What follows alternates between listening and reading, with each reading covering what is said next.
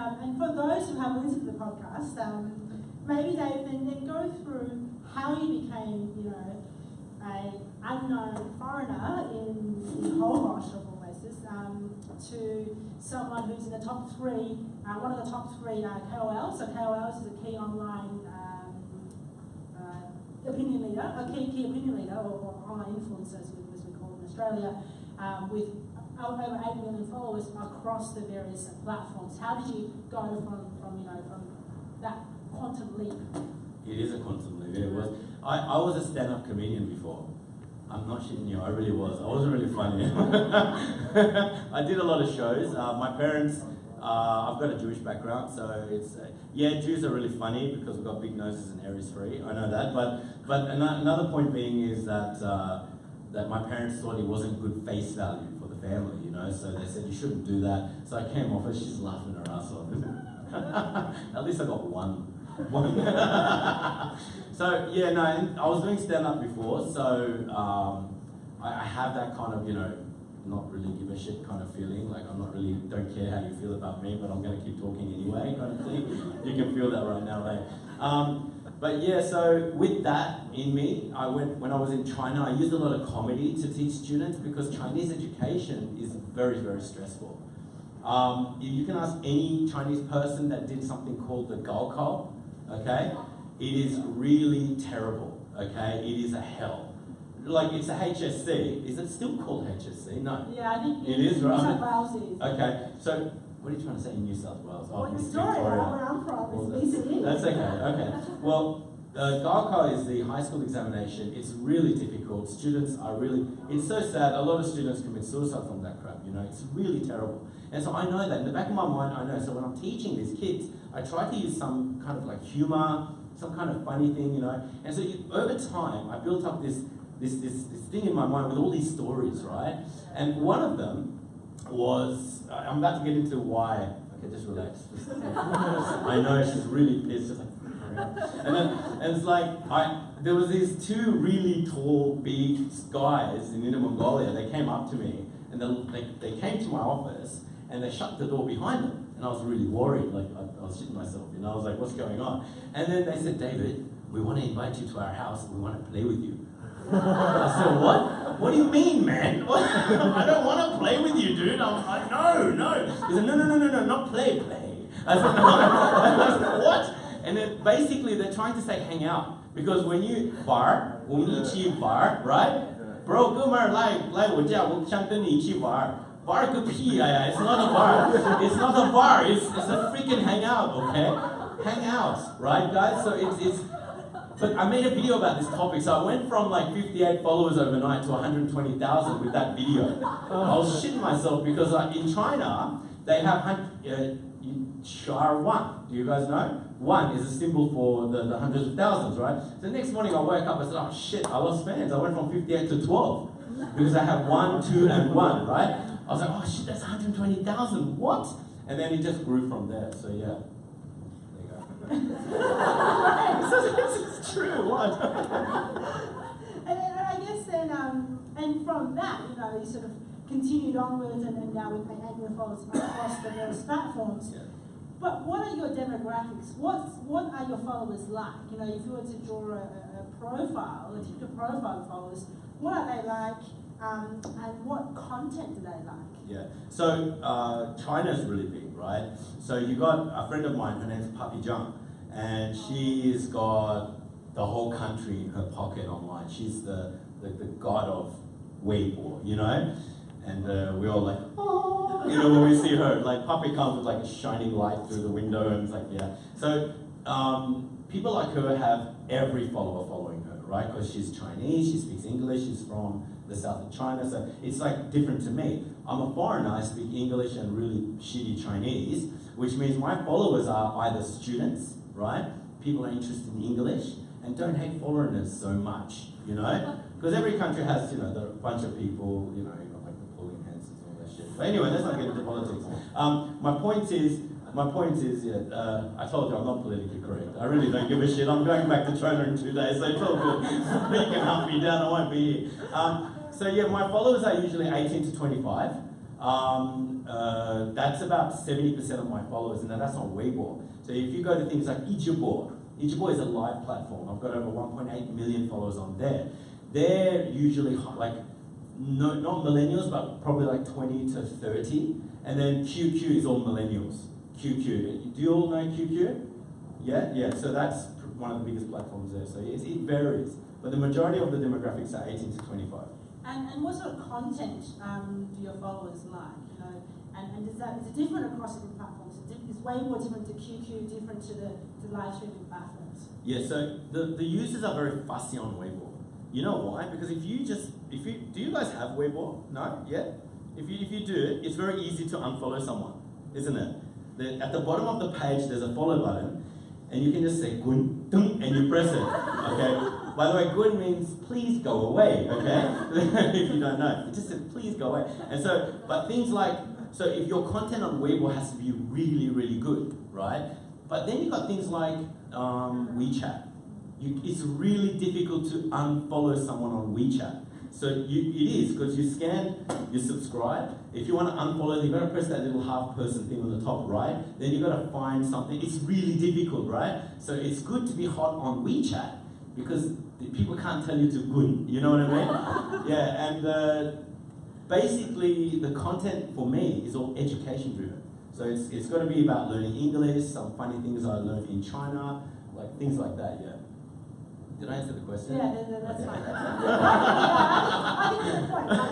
I had some energy drink that hey man, it's working.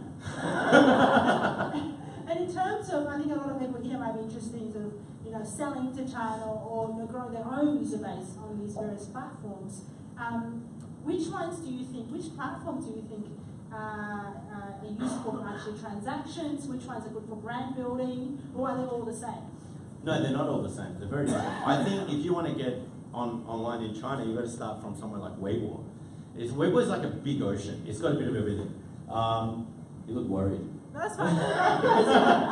She's like, no, Weibo is like, so for example, if you want to get a lot of followers in China, you've got to start somewhere, right? You can't just go and say, I'm going to do a bit of everything. You've got to go find out what's hot topic-wise. What's going on in mainland, right? Then you've got to realize that Chinese people, they are very patriotic. So you've got to be very careful about things that you talk about. You can't say Australia's the best. They're going to tell you to piss off. Right? They will. They will literally tell you that. You look at the camera, there will be a bunch of people telling you to go away, right? So you've got to find topics that are relevant to the time. And things that are talked about from 3 or 4 days ago are considered very, very old online, you know? So if there's a hot topic now, you've got to get on it right away. Now, that's Weibo. But that is not the most stable platform. WeChat is the most stable platform in all of China. So if you want to get onto WeChat, you've got to first build a base of followers on Weibo. Then you convert those followers into WeChat followers. They stick for life. They don't go away. Yeah. And why do you think, you know, by stable, do you mean it has the most sticky followers? Yeah, that's right. So they don't unfollow you so easily. Because it's so hard to unfollow, right? Exactly, yeah. It's physically hard. You're stuck, basically. Yeah, exactly. Whether you like it or not.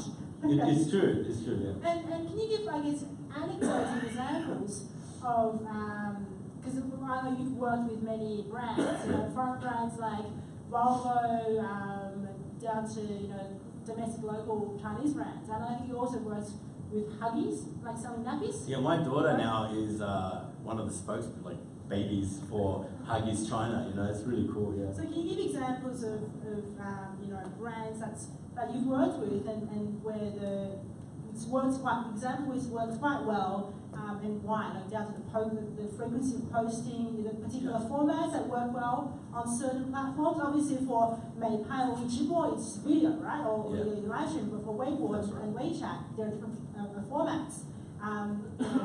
The posting frequency on Weibo might be different on Wechat, including down to like the timing, you know, 8 p.m. or was it midnight, or was it 10 a.m. in the morning? Yeah. So can you get down to that? So I guess for the audience, they have something to... A complete understanding. Exactly. Sure. If they were to implement these techniques, they can follow those advice as well. Sure. So starting from the first thing you mentioned, the brands I've worked with, the most successful ones are Bose speakers. Bose, because it targets the right demographics, so it's 18 to 25.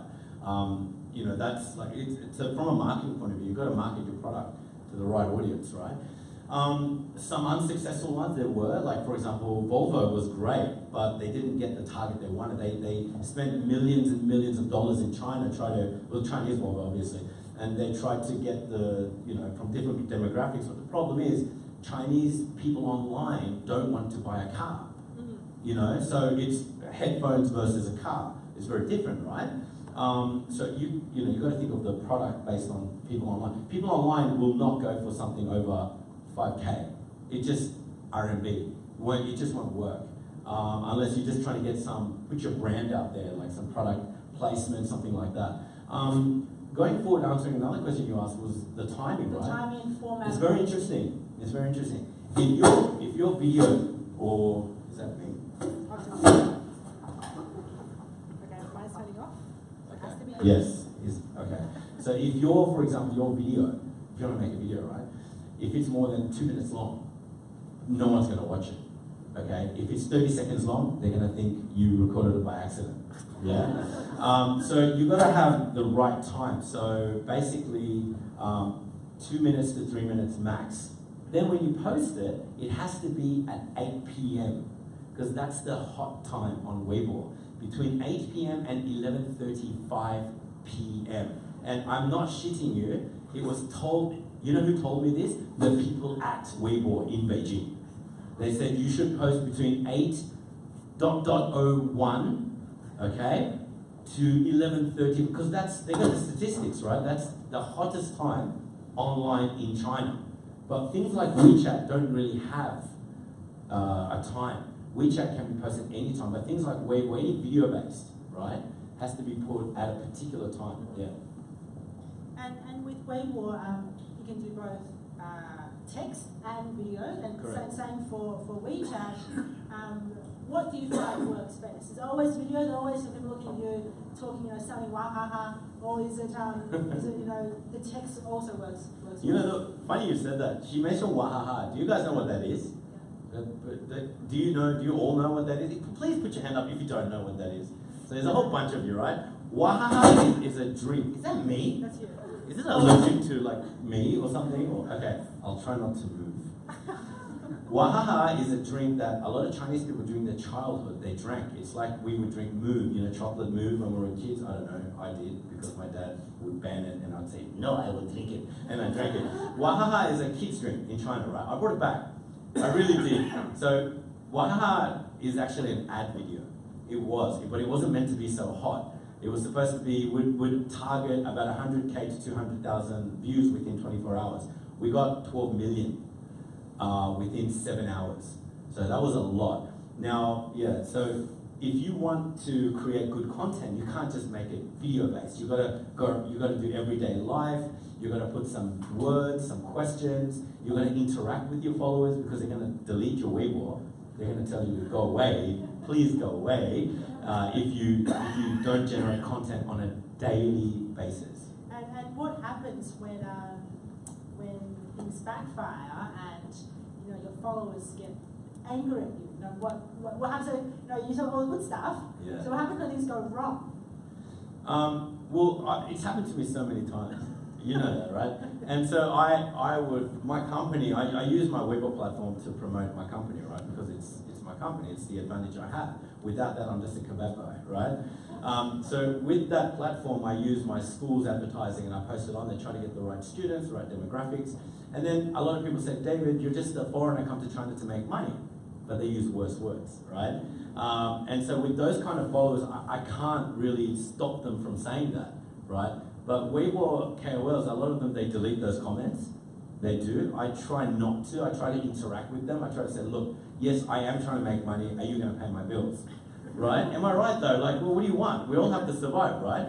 And so, yeah, I just go with it. I don't know. I don't really get angry at my followers though. Yeah, you're pretty thick-skinned. It's good. Yeah, I have to be with my dad who talks like this after 30 years in Australia. How many people do you know after 30 years in a country still has the same accent? It got worse over time. He used to have a very typical Aussie accent. Hey, Dad, son, you gotta get... What happened to him? Like, I have to have really thick skin, Just have to, And obviously in getting to 8 million followers is no easy feat. So, what is it like working with your agent and with everyone around you to support you? Obviously they're very local, domestic Chinese companies who specialise in helping you, people like yourself, getting more followers, etc. What is it like to work with them? Have you ever had any issues with that? Yeah, so I've got an agency located in Beijing. They've got like their own accounts. In total, they've got over 50 million followers in China.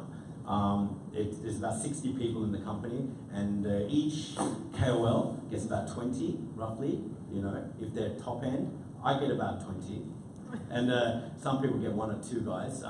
But yeah, they manage all my content. They manage the video, the topics. They manage what you're going to post next, what's hot now. Then when you get advertisement, they take a piece of that. Then they repost your videos onto huge accounts. It is difficult working with them because originally my content was all self-driven. And and before it was all like everyday post the video, no subtitles, no title, whatever. I felt like that day, like I'll give you an example. One day, you guys know the Chinese zodiac, yeah? There's 12 different animals, right? And do you guys know your own animals? Yeah, what are your animals, for example? Rooster. Rooster? Snake? My daughter's snake, it's really cool. Anyone else? No? So, rooster? Dragon? Please don't release it. Yeah. No, so I'm year of the dog, right? So I had a student come up to me and say, David, you got a dog? I said, I'm not a dog. So things like that. And I said, I'll quickly make a video. Quickly. 5 minutes later, I was like, where am I going to make a video? I was in Starbucks and I went to the toilet. And there was a back wall. I'm not joking because I can't do it in public. I feel really like, weird, and people are going to say, David, hey. So I went to the bathroom, and behind me was like a brick wall, and I made a video about that. And it's all like, before it was like that. Now, it's all controlled. Today, we want you to make the video here. We have to be there. People have to walk past. I miss the old school, What do you feel about that? What do you feel about that? I really wish I could go back to just make videos of how I felt. Like I did a video the other day in a supermarket. My agency got really pissed off because I did it without them knowing. I didn't care, whatever, it's all good. And I was just walking around the supermarket and I was like showing Aussie products. I said, I ate this when I was a kid and I had this when I was older and this, you know what I mean? But actually it's an advertisement, right? By a brand, you didn't know that. So I leaked into that, you know what I mean? So I kind of don't directly say, you should buy this. It's very good for stomach. Yes. It's like, I got gas, you should buy this. It's like lead in. So I feel like when I had my own content controlled by myself, it was better. But yeah, I try to, fight the man and try to get what I want. So. But isn't it like that spontaneity is good for your content, right? Therefore Yes. good for getting It's also followers. dangerous.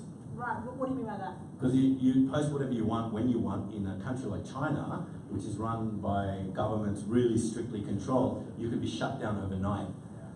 It's really dangerous, and so you can't really do that. I posted a video about the Guilin Dog Meat Festival. I effing hate that shit, okay? I hate eating dogs. Dogs are your best friend. I will never ever do that. I don't care. And I lost 30,000 followers within 2 hours, right? I'd rather lose those followers than have them on, right? But my agency was really pissed because then we had to work again to get those 30,000 back. But you know what I mean? So I shouldn't have done it because I've got to be very political there. But yeah, it was kind of a spur of the moment thing. I saw something on TV, I got really upset, and stuff like that.